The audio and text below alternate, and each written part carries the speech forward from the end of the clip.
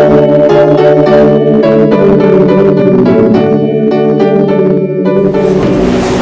afternoon.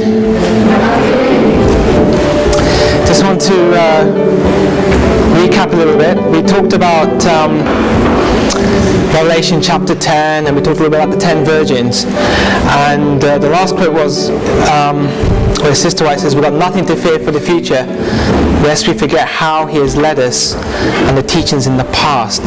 And it's important to realize it's not just facts and figures what she's dealing with. When we piece everything together like the jigsaw, we're beginning to see that what the Millerites and the early pioneers went through is going to be repeated in the last days.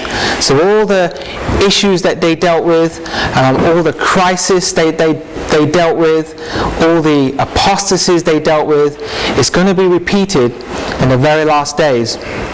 And this is another reason why we mustn't forget how the Lord has led us. She's also counseled us that we should study the pioneers because they knew and understood what truth was and how they built the platform of truth. And she said that spurious ideas are going to come in the last days, every wind of doctrine. And she says, if we understand and grounded in the message, then we will not be shaken and will not be moved. And as I'm studying and becoming more aware of the importance of our message, I'm coming to realize that there are a number of tests that God's people are going to have to face before the second coming. And I think the first test that we're going to have to grapple with is the spirit of prophecy. As I travel around, there are so many people who no longer have confidence in the spirit of prophecy. And Sister White tells us that the spirit of prophecy, her writings are barricaded with truth. And these truths will help us to stand and be ready for the last days. If we reject that counsel, there will be dire consequences for us. We may not see it or realize it, but there are consequences to rejecting the light God has given us. And I believe that is one test. And so often in conversations we'll say Ellen White or spirit of prophecy, and occasionally in my experience people will rise up and say, yes, but. Yes, I see what she's saying, but. And the but means that I don't need to follow what she's saying because that was in her time or something. But we have to realize that the principles outlined in the spirit of prophecy is for our safety. It's like a radar system. You knock out the radar system, what's going to happen? The enemy are going to fly right in and they're going to knock you out. So that's important, I believe, is a test. And I think that's why we see the spirit of prophecy under so much attack. And she says that the very last deception before the close of probation will be making of none effect the testimonies. And we see that now. I believe the second test, she says, is the image of the beast. And there is a reference, we can look at it later on, there is a reference, she says, that this will be a great test for the people of God. And like as we learned about the 10 virgins, their probation actually closed before the actual door closed when the wise virgins went into the banquet. And we're in the time now, I believe, where the image of the beast is almost completely formed, where church and state are coming so close together. It's very, very close. The things that are taking place now in the United States, many things are being passed and done which is contrary to the Constitution. We also realize that in the Supreme Court there's now majority people on the Supreme Court who are Catholic and have no hesitation of pushing a Catholic agenda. If the Pope rings up and says, we want this done, they will pass it. The duty of every true Catholic is, first of all, allegiance to the papacy and the Vatican before any other country.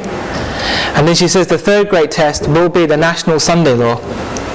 So we have three great things that each of us to survive through this crisis and see Christ coming in the air are the three tests. One thing I just want to recap also is, we mentioned it slightly this morning,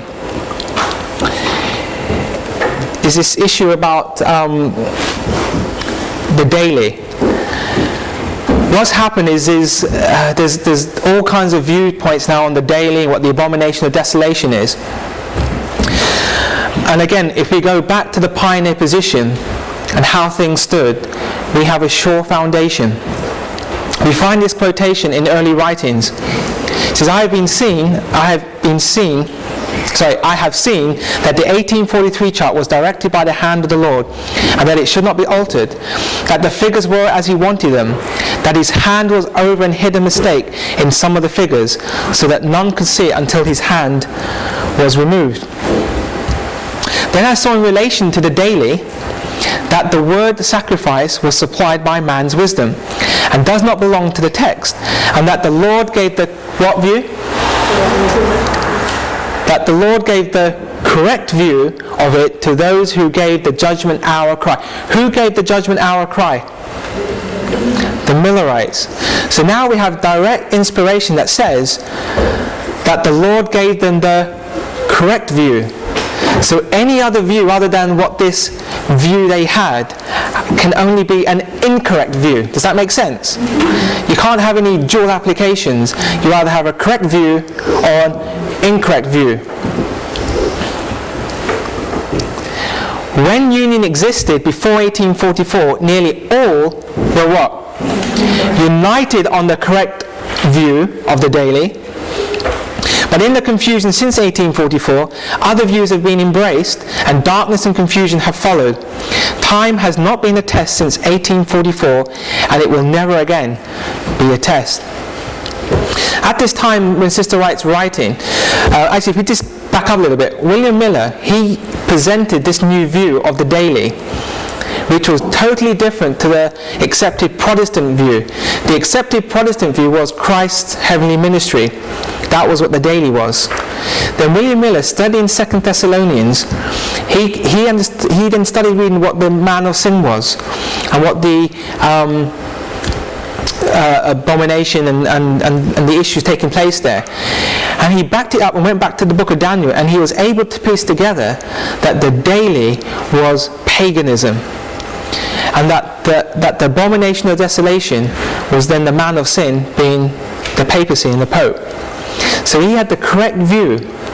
And at the time Sister Wright was writing, other ideas were coming in, which was, in Adventism, was a minority view. And during the 1900s there was a big debate about the daily. And Ellen White said, keep quiet about it. You know, we should have unity and peace. At that time, the new view of the daily, which was really old Protestant thinking of the daily, was a minority position. However, we find ourselves today that position is now the majority view. And the correct view of the daily is now the minority view.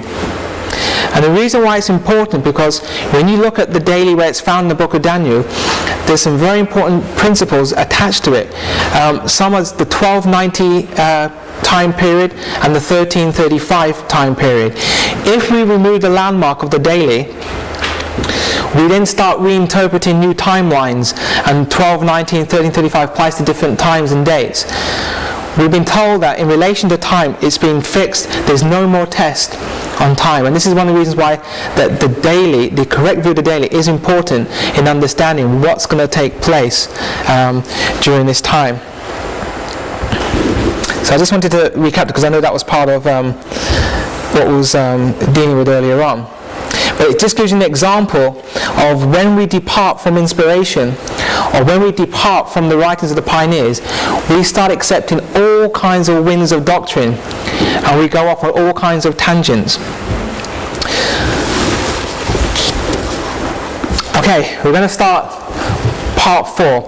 After the presentation, if you've still got some stamina, I thought we'll have some time for questions and answers.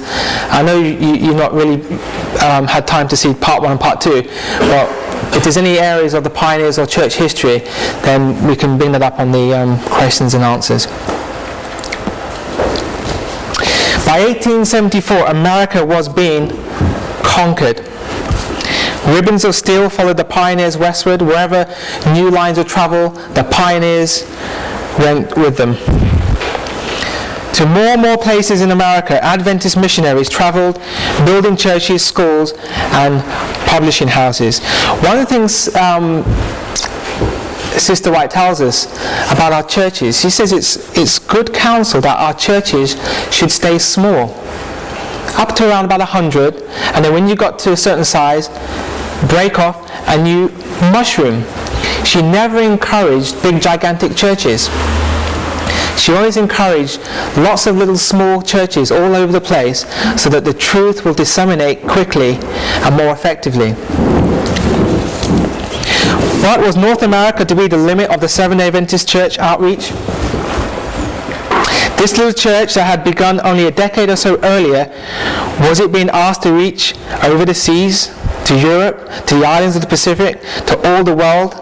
The answer came in April 1st, 1874. Ellen White counseled, "You are entertaining too limited ideas of the work for this time. You are trying to plan the work so that you can embrace it in your arms. You must take broader views. Your light must not be put under a bushel." Isn't that something we can apply today here, where you are in your church? Are your ideas small or are they broad? Do you have the vision to take this message to the whole of this country, or are you just quite content just to take it to one or two neighbors? This is what God is asking us. Are our views too limited, or are we going to embrace a more broader, wider work? You must, this isn't you can, this is you must take broader views. Your light must not be put under a bushel, but on a candlestick, that it may give light to all that are in the world. We have to take the pioneer position that our house is the world. You know, there was the famous evangelist, John Wesley. Do you know what he said?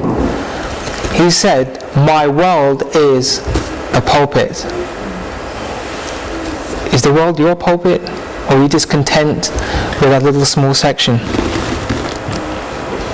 6 months later, Jane Andrews, our first overseas missionary, sailed for Europe to pioneer the work of the church in Switzerland, and the work flourished. Pastor Andrews realized that the most promising way to reach people was through the printed page. He started a French missionary paper. Soon a publishing house was built in Basel, Switzerland. Later, the European work had its headquarters in this office building in Basel. Jane Andrews was a firm believer in the spirit of prophecy. When he did his work, he would get portions of the spirit of prophecy and translate them and get them circulated. But something happened in 1888 when Sister White sided with A.T. Jones and Wagner. There was a great split amongst the leadership in the church. One of the persons after that split, he from that point on rejected the spirit of prophecy. That was Elder Conradi. Elder Conradi came back to Europe and he headed up the work in Europe. And because of his prejudice against spirit of prophecy, he withheld the insights of spirit of prophecy from the European brethren. And today in Europe, all over Europe, we find a suppression of spirit of prophecy and the principles. We find amongst our Adventist churches no problems drinking tea, coffee, immodest dress. We also find that our publications, very, very rarely do we have translated publications of great controversy, Desire of Ages. They're in very short supply. All the books that we have, they should be translated, but this work has been very slow because of one person in leadership blocking the message. Then evangelistic work began in the Scandinavian lands, and a publishing house was built in Oslo, Norway. You see, wherever the Adventists went, what did they do? They took the literature publications with them. Many souls have been won through the literature work. And this is something that we also need to think about and embrace and take a broader view with our literature work. To help the developing work, Ellen White went to Europe in 1885 and spent 2 years speaking, giving counsel, and helping the young church lay a solid foundation. The islands of the Pacific were waiting. In 1890, Seventh-day Adventists built their first missionary boat with Sabbath School funds. This sailing ship, the Pitcairn, was launched in Oakland, California, and their first target was the Pitcairn Island, and that's where they took the message, and the whole island became Seventh-day Adventists. Unfortunately, today on Pitcairn Island, I think there's only about 5 Adventists left in membership. And all kinds of problems are going on because I believe, for a number of reasons. One is they've moved away from our pioneer understanding of truth, and secondly, there didn't seem to be some evangelistic thrust. When there's no evangelism, when there's no missionary labours, you start to die. And I think that's kind of one of the things that happen. Very hard to evangelize on a small island, isn't it? She made 6 round trips carrying missionaries, books and supplies to the islands of the Pacific Islands. The building and setting of the Pitcairn made Seventh-day Adventists very conscious of foreign missions. The overseas work now grew rapidly. In Australia, pioneer work was begun in 1885 by Stephen Haskell. Soon he and others established a publishing house. A number of them they had a handful of literature and they were giving them out, and they found it very hard. The people in Australia were very resistant to American ideas of the gospel. And they found that the work was very much hedged up. 20 years prior to Stephen Haskell going, there was a man that accepted the Sabbath after reading Signs of the Times. And this man, he went back to Australia and he asked for help from the conference. And the conference said, we can't help you, we don't have the manpower or the resources to help you. And this man, he basically, he gave up the Sabbath. He couldn't hold out by himself. 20 years later, they find now that the missionaries going there are finding it very hard work. One afternoon, Stephen Haskell and a few others, they were finding it very difficult, and they had 1 tract left. They decided that we're going to give up today. They got the tract and they put it on a rail, and they put it through the rail and left it and thought maybe someone will read this. This man came walking by and he said, "Oh, what's this?" He took it off the rail and started reading it, and the tract was about the Sabbath. Now, this particular man, he happened to be the president of a debating society, and he thought, wouldn't this make an excellent debate? And so in the following, I think the following week, he had his main debate whether the Sabbath was a Saturday, and as a result, a few people gave their hearts to the Sabbath message, and that was the beginnings of the Adventist work there in Australia. And they formed a church and it grew. Seeing the need for a school in Australia, Ellen White went to that field of labour and spent 9 years there in pioneer work. She soon called for a college in a rural setting. A 1,500-acre tract of land was secured and the Avondale School was about to begin. It's also interesting, after 1888, because Ellen White sided with A.T. Jones and Wagner against the leadership, they weren't very, very happy. And so they decided to send Ellen White out of the way, and they sent her to Australia. When you read the biographical extracts of Ellen White, she always said that I never had any clear direction from the Lord to go to Australia. But she went anyway because of the request of the brethren. But they wanted her out of America so that they could just run their own program. Avondale College. It has been told that when Mr. Benson handed the report to a member of the committee, he remarked that if a bandicoot, that's a marsupial about the size of a rabbit, were to cross the tract of land, he would find it necessary to carry his lunch with him. Something interesting happened with Avondale College. When they were looking for a college, they came across this particular land. And Sister White was convinced that this was the place to build the college. And they decided to spend a bit more time on this land. And they all felt impressed. Yes, we think this could be the place. And then someone in leadership said, well, we want a government expert to test out the land. And this was Mr. Benson. And Mr. Benson said that this land was rubbish. Sister White said that this land was not rubbish, this is the land to buy. So there was a lot of toing and froing. So what do? They think, let's have a committee. Whenever we want to do something, we always have a committee. So they had a committee, and the committee was basically to study whether this is the place we should go. So they go back to Avondale, and this is what happens. Although the vote had been taken to buy the acreage, it was felt that to be sure another day should be spent in further investigation. On Thursday morning, before leaving the little cottage at Dora Creek, they met for prayer to seek God's special guidance.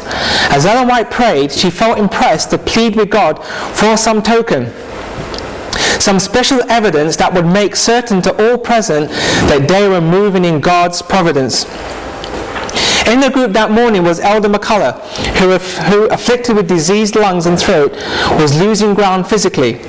In writing to O.A. Olson, she tells what took place.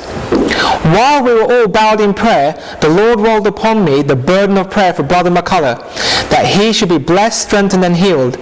It was a most blessed season, and Brother McCullough says the difficulty has been removed from his throat, and he has been gaining ever since. McCullough, speaking of it later, said that it seemed as though a shock of electricity went through his body. His coughing ceased and he soon regained his normal weight and strength. 34 years later, he was still living. Here was special token testimony that Avondale College was the place to be. But the committee took the report back to the General Conference. The General Conference came back and they said, this is not the place. The committee said, we're not going to go with this place. Even though Ellen White says, even though we had special testimony, we're not going to go with this place. In 1898, she wrote specifically of an experience with which several were familiar.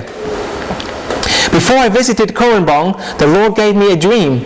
In my dream, I was taken to the land that was for sale in Korenbong.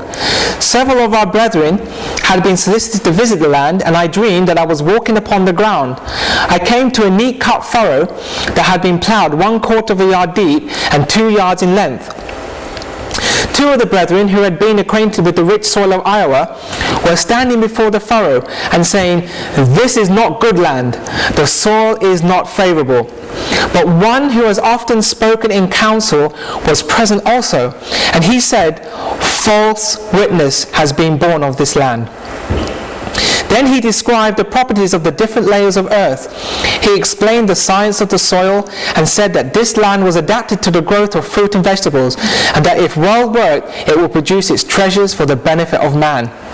The next day we were on the cars on our way to meet others who were investigating the land, and as I was afterward walking on the ground where the trees had been removed, lo, there was a furrow just as I had described it, and the men also who had criticized the appearance of the land. The words were spoken just as I had dreamed. Another token that this was the place to buy. Willie White was on this committee, and one day Willie White came to Ellen White and said, Mother, the committee has decided not to buy this land. And Sister White was grieved. Can you imagine how a prophet of the Lord would be grieved not going with the council? You know what she said? She said, I am certain that this is where God would have us to have this college, and I will buy it myself. And Willie White says, are you sure, Mother? Are you really sure? And he went back to the committee and he told them basically what Sister White said. And after much deliberation, they went with what Sister White said. Can you believe they even considered going against the inspiration after special tokens that this was the place to buy? They even had to discuss it. It's non-discussable. If the prophet of the Lord says this is the place, you run with the place. You know, something I need to tell you about Stephen Haskell. There was a book written about Stephen Haskell, and it was called He Chose to Listen. And Stephen Haskell, out of all the pioneers, Stephen Haskell probably got the most rebukes from Sister White, if anyone did. But he realized in his life that every time he went against the counsels of spirit of prophecy, he got into trouble. But every time he chose to listen, he was mightily blessed. And so the conclusion that Stephen Haskell came to was, I choose to listen. When we choose to listen, we stay blessed. If we choose not to listen, I believe there will be consequences.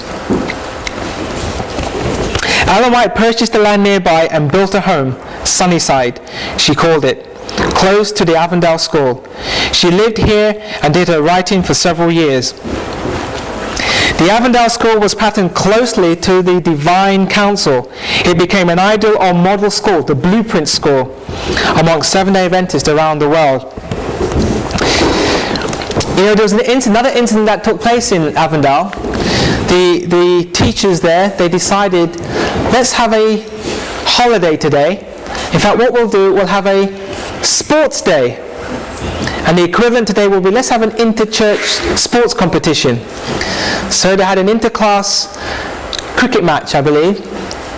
And the following day, Sister White told them what they did was not right. And the teachers, the headmaster said, Sister White, don't say anything, you're going to upset the children. And she said, the Lord has spoken to me. And she said to every single one of the pupils in that school, they needed to repent for playing a game of cricket.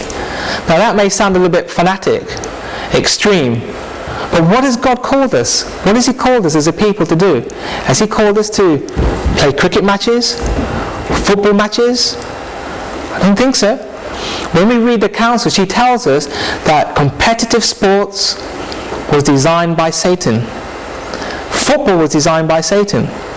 And this is why she rebuked the brethren. She's saying this is a missionary school. This is a school where we go labor for others, not that we play games and competitive sports. But what do we find today in our colleges?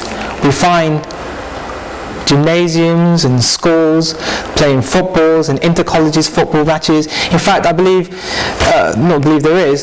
there's now a new organisation called the Adventist Football League. I mean, we're on the verge of the close of probation and we're hung up with this. Now, one of the things Sister White tells us about Avondale College, they had a lot of land, but again, what do we do with the land? We sell the land. So what's happened then to our model school today?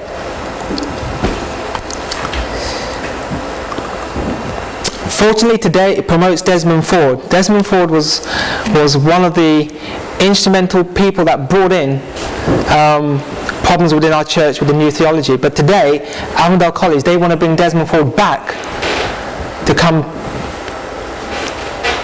present at Avondale College. I don't know what more I can say. It promotes the concepts of Desmond Ford, and it de-promotes inspiration. There was recently, I think about 2 years ago, there was a conference on the inspiration of Ellen White, and certain people were not invited to this conference. Certain people from the E.G. White estate, Dr. Alan Lindsay was excluded, and a few other people. And some of the things coming out from this conference was that there are mistakes in Ellen White's writings. Now, how on the one hand can you say, well, she's the prophet, and on the other hand we say, well, there's mistakes in the writings of Spirit of Prophecy? And there's a new book that's been published called, I think it's called Prophets Are Human, by Dr. Graham Bradford, which effectively is undermining the Spirit of Prophecy. One of the, I can't remember the evangelist's name, who's the one who did the Daniel seminar, who did the search videos?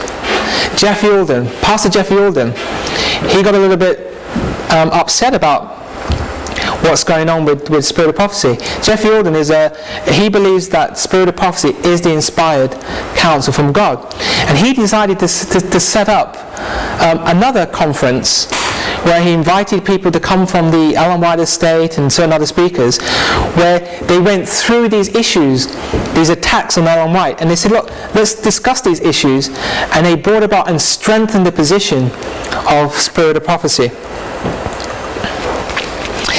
In 1893, the first Seventh-day Adventist mission station was opened in Africa as Elder W.H. Anderson and his associates arrived in what was known as Rhodesia to begin the Salusi mission. Now, who was the main man behind Rhodesia? Anyone? It was Mr. Rhodes, wasn't it? Cecil Rhodes.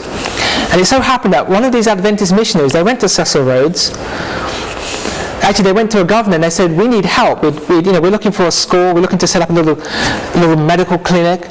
And this governor says, go and see Cecil Rhodes. And he wrote a letter. And Cecil Rhodes says, go in this direction.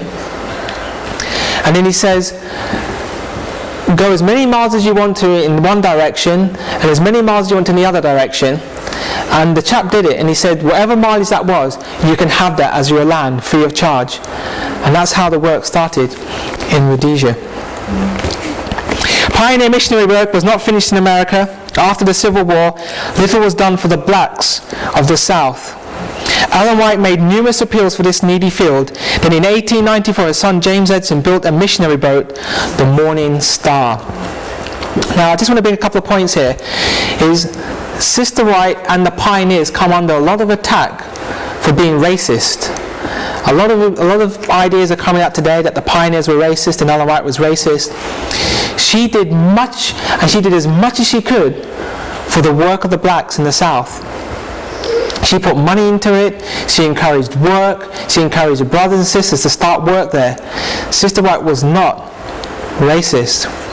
Now her son Edson, she had real problems with her son Edson. Edson was in and out of the faith. And for some reason Edson just could not establish himself.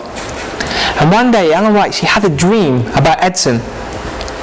She saw Edson on the beach, and he decided to go for a swim. And this particular beach was very dangerous. The sea had an undertow current. And Ellen White was quite far behind, and there was lots of people there. And as she saw Edson going into the water, it dawned on her that there was the undertow, and that Edson could be lost. And she screamed and shouted, "Edson, Edson, the undertow, the undertow." And as Edson was swimming, for an instant he almost got caught under the undertow, and Edson could have died. And then finally Edson sees what Ellen White's shouting about, and he swims back to the shore. And she related this to Edson. And after that vision, Edson realized that he was on the brink of being a lost man. And so he came back into the faith, and he decided to start this work in the South. And he bought this boat, the Morning Star, and he did a tremendous evangelistic work amongst the blacks. He sailed up and down the Mississippi River, and with his associates forged ahead against tremendous obstacles. Before too long, they had established 50 mission schools. They also had a printing press, a Morning Star, which became the forerunner of the Southern Publishing Association in Nashville, Tennessee. They had a special Sabbath school collection for the work in the South. And what happened was they put an appeal out, and thousands of dollars was raised for the work in the South. And a portion of this money was to go to the Morning Star. But you know what happened to the money? The General Conference got into some debt. And they took the Sabbath school money and they put it into the debt. So they put it into something that was not what it was designed for. And so basically Edson got nothing. He complained to Ellen White, and Ellen White made stern appeals to the conference that what you've done is you've stolen money. You have taken money not given for what you've used it for. And so they had to withdraw the money, and they had to use the funds appropriately. And that's an important lesson. If God has given you something, money to use, you've got to use it for that purpose. In 1900, Ellen White returned to America, leaving a strong work in Australia. By the way, when Ellen White came back to America, this time it's because the Lord was pushing her to go back to America. She could see, and the Lord was showing her all kinds of things were going on, and that she needed to go back to help and strengthen the work and get it back on track. Her home for the last few years of life was at Elmshaven, near the St. Helena Health Center in Northern California. From this place, for 15 years, the rapidly growing Seventh-day Adventist Church received messages of encouragement, warning, and guidance, as well as 9 additional books which were written at her home. The year 1901 was a momentous one for Seventh-day Adventists. The General Conference met at Battle Creek, where Ellen White addressed the delegates several times. She wrote, I think it's in the testimonies, she wrote an article, and it was called "What Could Have Been." I don't know if you're ever familiar with that. If you've got the Ellen White seed, you look it up, the title, "What Could Have Been," and she describes that had the revival and reformation taken place at this 1901 conference, something great and wonderful could have happened. She pointed out that the church faced a crucial period ahead, a time for reorganization and decentralization.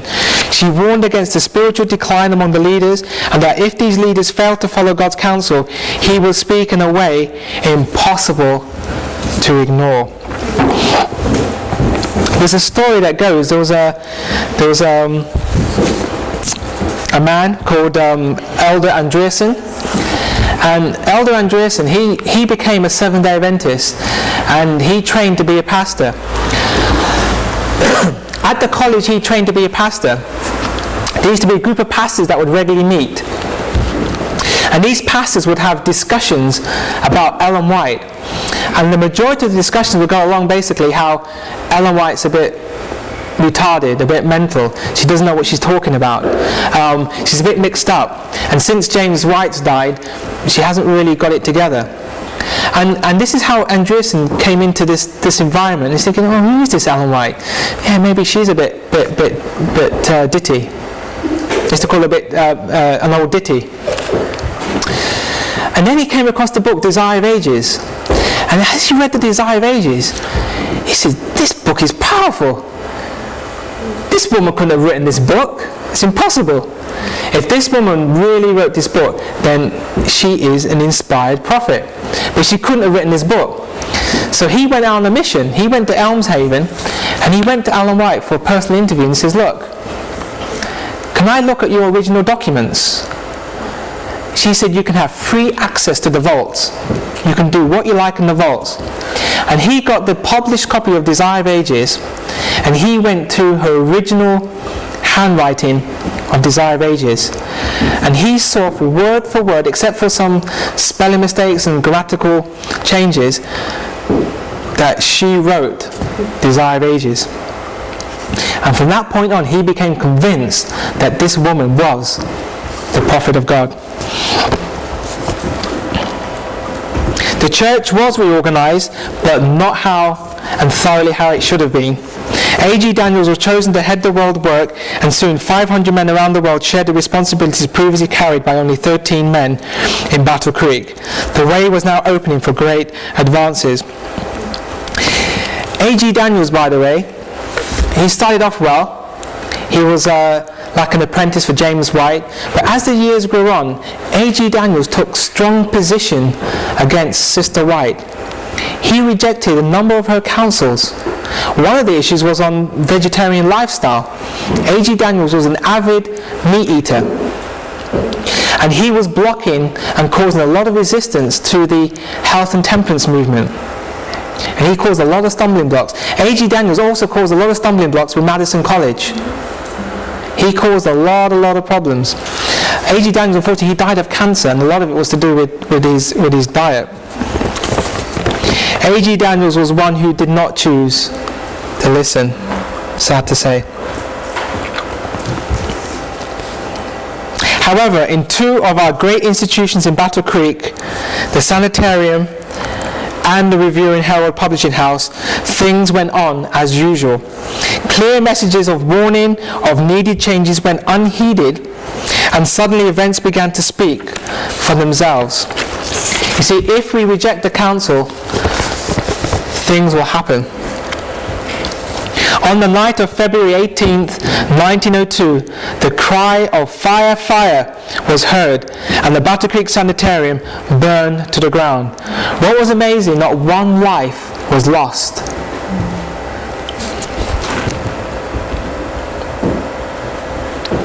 Before the year closed, the Review and Herald also went up in flames. Witnesses said it seemed that the whole building burst into flames at once, and firemen were unable to stop it. Some say that Adventist fires are the worst fires ever, and the hottest ones too. When the news of the fires reached Ellen White at Elmshaven, California, she claimed no surprise. She said she had seen in vision a sword of fire held over these buildings, yet still she wept for what these great institutions had meant. How she wished that the warnings had been obeyed.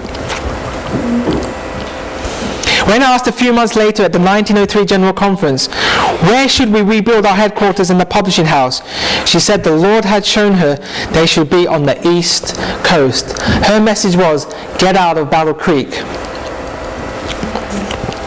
When the leaders naturally thought of New York City, Allen received another message: consider Washington, D.C. After looking the area over, the brethren found a little country village near the capital named Tacoma Park.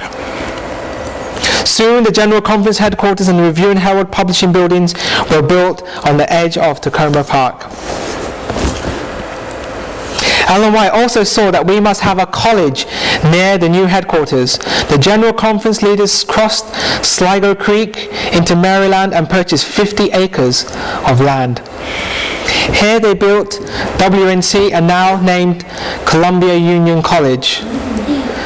No longer on 50 acres of land, I'm afraid. Definitely a concrete jungle. Thousands of youth will go to that college to become workers for God. Today, I don't know. In 1907, at the urging of Ellen White, the Washington Sanitarium was built. Now the work in the Washington, D.C. area was well established. During this time of obvious victories, the church was once again threatened by error, this time through the subtleties of pantheism.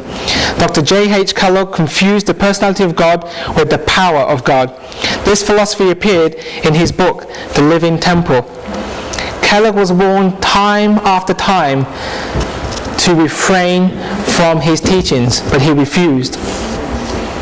A.T. Jones, I believe, was a genius of one of our pioneers.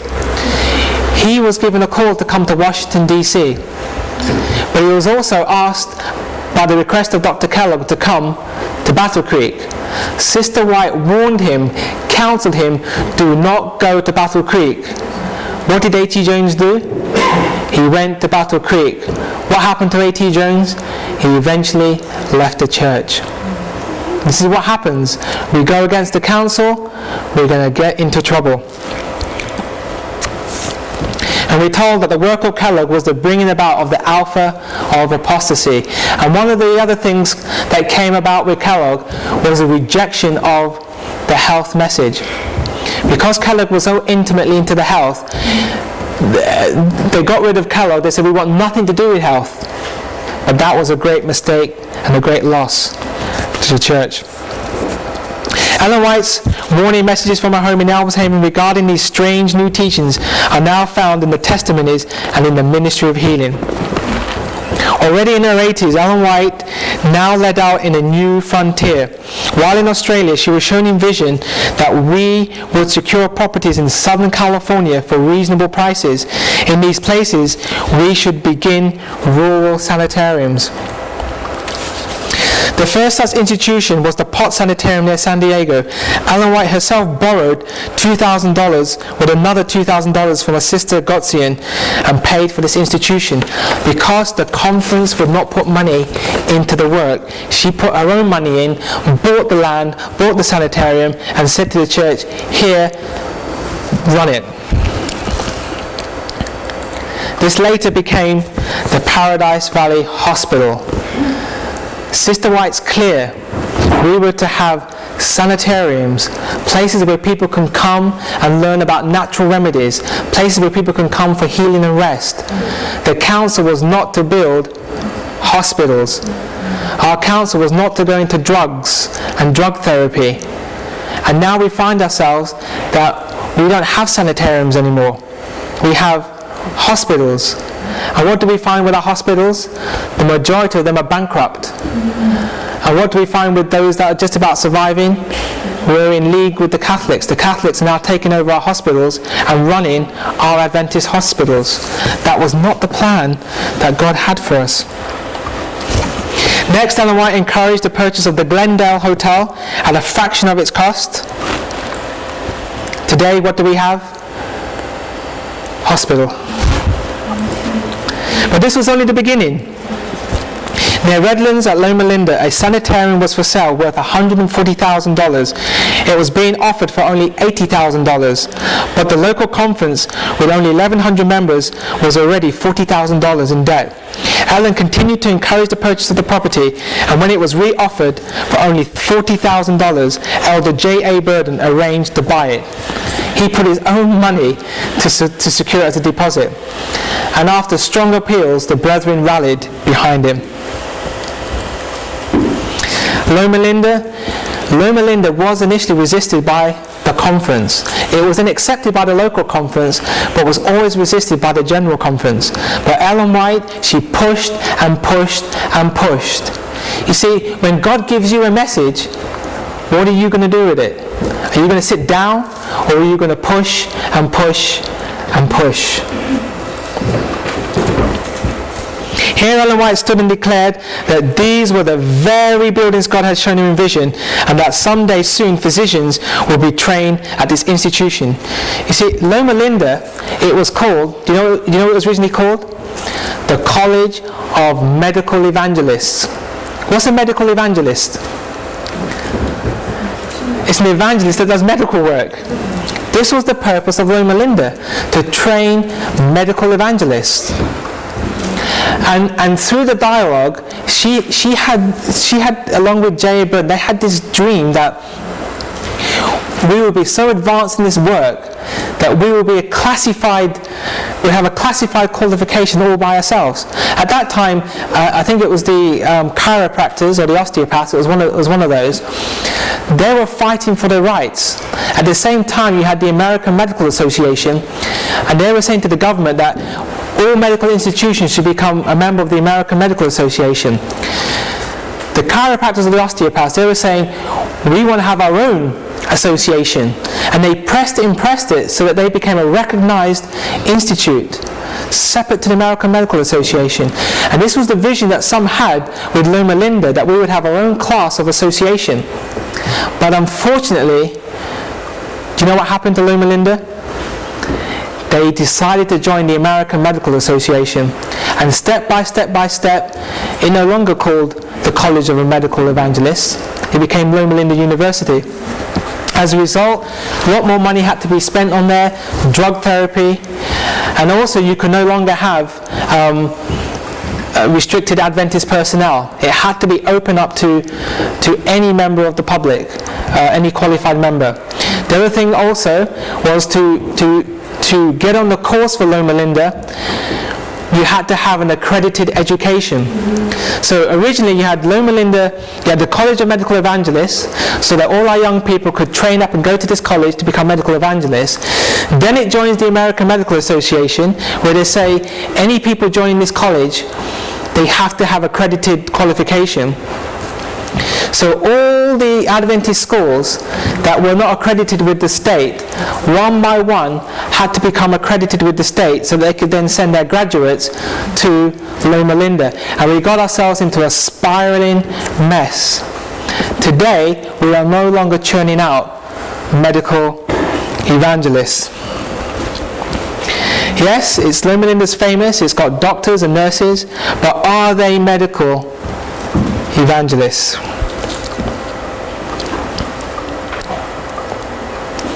Another important step in the development of a medical and educational program was the clinical hospital.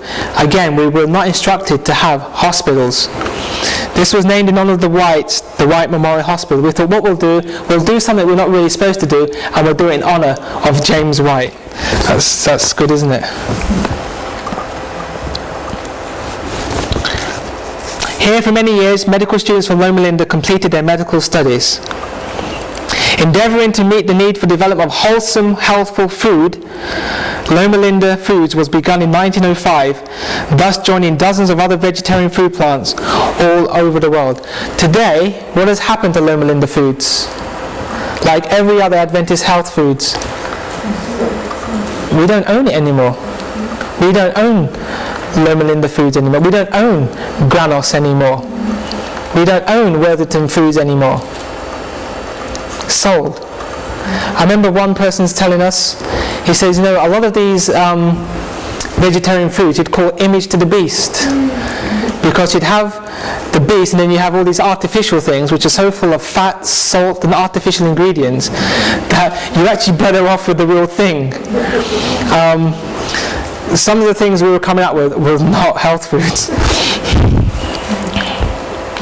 But anyway, she tells us, there's a great work to be done in health food ministry. Sanitariums today then. Today there are very few conference sanitariums. Very few. The only sanitariums we have are basically self-supporting ones sponsored by ASI and OCI. They're organizations, self-supporting organizations of the church, but they tend to be supporting the programs of the sanitariums. By 1913, the worldwide church was well established. From her home in Elmshaven, Ellen White sent an encouraging message to the General Conference session that year. She wrote, "When in the night season I am unable to sleep, I lift my heart in prayer to God, and He strengthens me and gives me the assurance that He is with His ministering servants in the home field and in distant lands. I am encouraged and blessed as I realize that the God of Israel is still guiding His people and that He will continue to be with them even to the end." Even to the end, the Lord will guide His people. This assurance has led to great advances for the sake of Jesus Christ in our time. Country after country has been entered with medical literature, evangelism, outreach, and established Christian schools. You know, our Christian schools throughout the world are struggling. Many of them are joining with the states, and one by one, the distinctive Adventist message from these schools are being silenced. Someone was telling me from the Pakistani conference, he was telling me that there was a time where all the Christian schools in Pakistan, the government offered them money, and all the schools accepted government money except the Adventist school.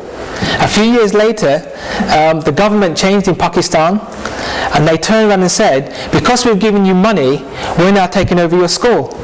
So all the Christian schools got taken over by the government except the Adventist school. They stood firm. What's happened in India? In India, the Adventist schools are generating the most money for the church. So the Adventist schools are the most powerful institutions in the church. But one by one, the Adventist schools are now joining with the state. Now, in some of our schools, you are no longer allowed to give Bible studies as part of the curriculum. You're not allowed to give Bible study. And if you've got a Hindu or Muslim in your school, they have every right to miss a Bible study class. We no longer have controls over our school. In our schools today, where we call them grant maintain, there are strings attached. You have to present certain parts of the curriculum. You have to present evolution. There's no way around it. You have to employ a non-Adventist teacher if forced to. If you turn down a Catholic teacher because he's just a Catholic, you could be prosecuted. This is the situation we find ourselves in. We no longer have our distinctive message. The spirit of sacrifice displayed by pioneers like the Whites and Bates and Jane Andrews, it does continue today. The story isn't all bleak. God still has His people. It was seen in the Halliwells and their work in Brazil. Now the Seventh-day Adventist Church in that great country is exploding with growth. In South America today, what's happening? Have you heard of David Gates? He's making tremendous inroads into the TV evangelism. One by one, by faith, he's buying up TV stations. This man, he's a volunteer director for ADRA. He doesn't take any pay. He's a voluntary director, and one by one, he's buying up TV stations. And all over South America, we are now having hundreds of Adventist TV stations taking the message to South America. Mushrooming like anything. And this work cannot be stopped. He's raising schools and clinics, doing a tremendous work. Unfortunately, I'm not sure for what reason, because sometimes David Gates gives a bit of a strong testimony, he's no longer allowed in some churches because his testimony is so strong that he's been rejected. This spirit of sacrifice was seen in the life of J.P. Anderson, lifetime doctor in the country of China. Anderson remained with the people he loved even as enemy troops swarmed in and took over. And it was seen in the life of Harry Miller, the China doctor who gave 70 years of his life to the people there. The spirit of the pioneers was duplicated by W.R. Smith of Korea as he walked, cycled and rode throughout that country proclaiming the good news of Jesus Christ, often facing storms, persecution and ill health. The spirit of sacrifice, of dedication, has not died. It grows in all parts of the world.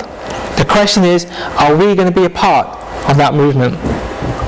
It is seen in the ministry, the laity, the young people, giving their lives in service to the Master wherever he calls. But you know what? We are now having a shortage of missionaries. Less and less young people want to do missionary work. And more young people want to get more involved in gospel concerts and gospel programs and different types of agenda with music. And they've now lost this missionary zeal. You know, today we're more fascinated with football. How many Adventists watch the World Cup, I wonder? Far more than really many want to admit. What are we doing? We're on the verge of the close of probation. And let's go watch the World Cup. Missionaries facing deprivation and danger for the sake of Christ. Adventists by the thousands, ready to forsake all they have to make Christ known. The foundations have been well laid. We know what must be done, and often how it must be done. The Lord has given his people this assurance. The Lord has declared that the history of the past shall be rehearsed. Can you see that? The Lord has declared that the history of the past shall be rehearsed. So in other words, repeated. As we enter upon the closing work, every truth that he has given for these last days is to be proclaimed to the world. Every pillar that he has established is to be strengthened. We cannot now step off the foundation that God has established. We cannot now enter into any new organization, for this will be apostasy from the truth. We are not called out to say the church is Babylon. We are not called out to separate ourselves and form other groups and other institutions. We are to stay in the church. All wrinkles, all faults. God is going to purify and clean the church, not us. You know, I got an email just this week. This brother emails me, I don't know who he is, and he says to me, he says, do you work within the church or do you work outside of the church? What do you do? And I thought, I wonder why he's asking me that. So I emailed him back and I said, I work within the church. This is God's church. I work within the church. And then he sent me a long email back condemning me, saying I've apostatized, saying, how can you work with an apostate organization? You're going to get lost. The ship isn't going through. And I felt very sorry for that person. That is not the counsel Christ and Spirit of prophecy gives us. We are to stay with the truth and the church. The Lord has given us a light that is to shine in all our house. And our house is the world. The task is tremendous, but the promises of God are equal to the task. Sister White says this, that man's extremities is God's opportunity. We have nothing to fear for the future except as we shall forget the way the Lord has led us and his teaching in our past history. If we forget his teaching in our past history, we are going to suffer. The next great event is the Sunday law, which will purge and purify the church of God. This will be the close of probation for the church. And the latter rain will be poured out, and then the loud cry. May we never forget, before us is the greatest moment in our history. The last message to a dying world, the coming of our Lord. Even so, come, Lord Jesus.